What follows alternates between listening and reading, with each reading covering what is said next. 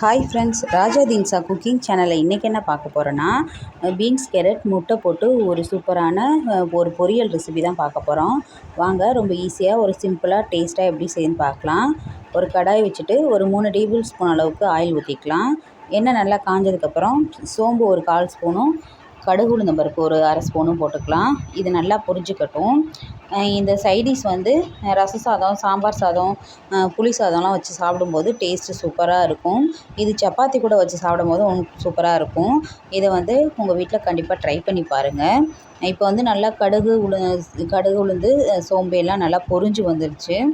நான் வந்து இது ஒரு 2 கொத்து கருவேப்பிலை இதில் யூஸ் பண்ணிக்கலாம். சிம்மிலே வச்சு செய்யுங்க. நல்லா பச்சை கருவேப்பிலை அந்த மாதிரி யூஸ் பண்ணிக்கோங்க. ஸ்மெல்லு வந்து நல்லா சூப்பராக இருக்கும். இதுக்கு வந்து நான் வந்து ஒரு 1/4 கிலோ பீன்ஸும் 1/4 கிலோ கேரட்டும் எடுத்திருக்கேன். அதுக்கு வந்து ஒரு பெரிய சைஸ் வெங்காயத்தை இந்த மாதிரி சின்ன சின்னதாக கட் பண்ணி வச்சுருக்கேன். இப்போ இதை போட்டு நல்லா வதக்கிக்கலாம். நல்லா இந்தளவுக்கு நல்லா வதக்கிக்கலாம். சிம்மிலே வச்சு வதக்கிக்கோங்க. நம்ம வந்து எந்த ஒரு குக்கிங்காக இருந்தாலும் ஸ்லோ குக்கிங் பண்ணும்போது தான் டேஸ்ட்டும் சூப்பராக இருக்கும். நம்ம வேக வேகமாக செஞ்சால் நம்ம செய்கிற பொருள் வந்து கரிஞ்சிரும், டேஸ்ட் டிஃப்ரெண்ட்டாக ஆயிரும். பாருங்கள், சிம்மிலே வச்சு தான் நான் வதக்கிட்டுருக்கேன்.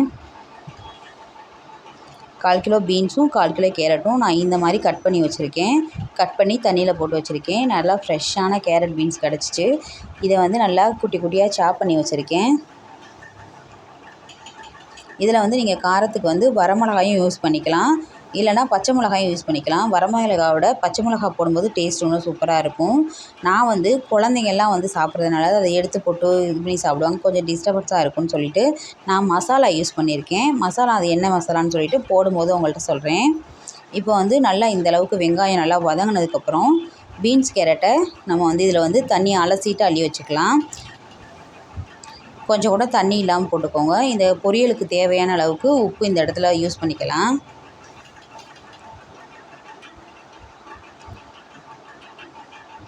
குழந்தைங்கள்லாம் சாப்பிட்றதுனால வரமிளகா, பச்சை மிளகாலாம் நம்ம வந்து முழுசாக போடணும்னு அவசியம் இல்லை. ஒரு சின்ன டேபிள் ஸ்பூன் அளவுக்கு மஞ்சள் தூள் போட்டுக்கலாம். இப்போ இதை நல்லா மிக்ஸ் பண்ணி விட்டுக்கலாம். தண்ணி எதுவும் நம்ம ஊற்ற தேவையில்லை. சிம்மிலே வச்சு வேக விடுங்க. நம்ம அலசி வச்சோம்ல, அந்த தண்ணியே வந்து போதுமானது. நல்லா இந்த உப்பு மஞ்சத்தூளும் நல்லா மிக்ஸ் பண்ணி விட்டு இப்போ வந்து நல்லா ஒரு மூடி போட்டு மூடி வச்சுக்கலாம். ஒரு 5 நிமிஷம் கழித்து ஓப்பன் பண்ணி பார்க்கலாம். சிம்மிலே வச்சு வேக விடுங்க, ஹையில் வைக்க வேணாம். பாருங்கள், நம்ம கொஞ்சம் கூட தண்ணி ஊற்றவே இல்லை. பாருங்கள் எவ்வளோ தண்ணி வந்திருக்குன்னு சொல்லிட்டு. சிம்மிலே வச்சு வேக விடும்போது தான் காயில் உள்ள தண்ணி விடும்போது அது வேகிறதுக்கு கொஞ்சம் ஈஸியாக இருக்கும். நம்ம தண்ணி ஊற்றி வேக விடணுன்ற அவசியம் இல்லை. பாருங்கள், நான் ஒரு 5 நிமிஷத்துக்கு ஒரு தடவை நம்ம க்ளோஸ் பண்ணி மூடி இது பண்ணும்போது பாருங்கள், இப்போ தண்ணி நல்லா எல்லாமே நல்லா வற்றிருச்சு. காயும் வந்து கிட்டத்தட்ட ஒரு 3/4 பதம் நல்லாவே வெந்துருச்சு. இந்த அளவுக்கு நல்லா மிக்ஸ் பண்ணி விட்டுக்கலாம்.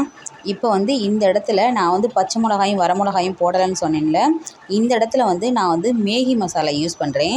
நீங்கள் ஒரு தடவை வந்து பீன்ஸ் கேரட் பொரியலுக்கு மேகி மசாலா போட்டு பாருங்கள், டேஸ்ட்டு சூப்பராக கொஞ்சம் டிஃப்ரெண்ட்டாகவே இருக்கும்.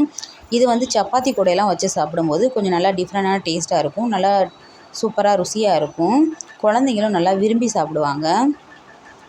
காய்கறி வேணான்னு சொல்கிற குழந்தைங்க கூட இந்த மாதிரி மேகி மசாலாலாம் கொஞ்சம் டிஃப்ரெண்ட்டான டேஸ்ட்டில் கொடுக்கும்போது குழந்தைங்கள்லாம் நல்லா விரும்பி சாப்பிடுவாங்க.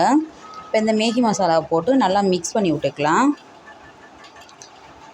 நான் வந்து இந்த பீன்ஸ் கேரட் பொரியலுக்கு நான் வந்து முட்டை போடுவேன். குழந்தைங்கள்லாம் சாப்பிடும்போது டேஸ்ட்டாக அந்த முட்டை, அந்த மேகி மசாலா எல்லாம் சேரும்போது டேஸ்ட்டு கொஞ்சம் டிஃப்ரெண்ட்டாக இருக்கும். உங்களுக்கு வேணும்னா முட்டை யூஸ் பண்ணிக்கோங்க, இல்லைனா ஸ்கிப் பண்ணிக்கோங்க. நான் வந்து 1/4 கிலோ பீன்ஸு 1/4 கிலோ கேரட்டுக்கு 2 முட்டை யூஸ் பண்ணுறேன். நீங்கள் வேணும்னா போட்டுக்கோங்க. இந்த முட்டையை வந்து நம்ம டக்கு டக்குன்னு கிண்டணும்னு அவசியம் இல்லை. சும்மா லைட்டாக பெரட்டி விட்டு மூடி வச்சுருங்க. அப்போ வந்து அழகாக அங்கங்கே முட்டை தெரியும் போது சாப்பிட்றதுக்கு சூப்பராக இருக்கும், டேஸ்ட்டாகவும் இருக்கும், பார்க்கவும் அழகாக இருக்கும். பாருங்கள், ரொம்ப போட்டு கிண்ட வேணாம். இந்தளவுக்கு லைட்டாக பெரட்டி விட்டாவே போதும். இப்படி லைட்டாக பெரட்டி விட்டுட்டு நம்ம வந்து மூடி போட்டு கொஞ்சம் நேரம் ஒரு 2 நிமிஷம் சும்மா மூடி வச்சுட்டா நம்ம முட்டை இருக்குல்ல, அது ஃபுல்லாக அங்கங்கே நல்லா வெந்து முட்டையும் அந்த காய்கறியோடு சேர்ந்து இருக்கும்போது டேஸ்ட்டு சூப்பராக டிஃப்ரெண்ட்டாக இருக்கும். இப்போ வந்து இது ஒரு 2 நிமிஷம் வந்து மூடி வச்சிடலாம். இப்போ நல்லாவே 2 நிமிஷம் ஆயிடுச்சு. பார்த்தீங்கன்னா உங்களுக்கே தெரியும், அந்த முட்டை வந்து அங்கங்கே கிடக்கும். நம்ம முட்டை பொத்து ஊற்றின உடனே டக்கு டக்குன்னு கிண்டிட்டா அது வந்து அந்த முட்டை கிடக்கிறதே தெரியாமல் போயிடும். சும்மா இது வந்து டேஸ்ட்டாகவும் இருக்கும். ரொம்ப டிஃப்ரெண்ட்டான சூப்பரான பீன்ஸ் கேரட் பொரியல் வந்து இப்போ வந்து சூப்பராக ரெடி ஆயிடுச்சு. இதை வந்து கண்டிப்பாக உங்கள் குழந்தைங்களுக்குலாம் ரொம்ப பிடிக்கும். இதே மெத்தேடில் செஞ்சு கொடுங்க. இந்த வீடியோ உங்களுக்கு பிடிச்சிருந்தா லைக் பண்ணுங்கள், ஷேர் பண்ணுங்கள், கமெண்ட் பண்ணுங்கள். பாய்.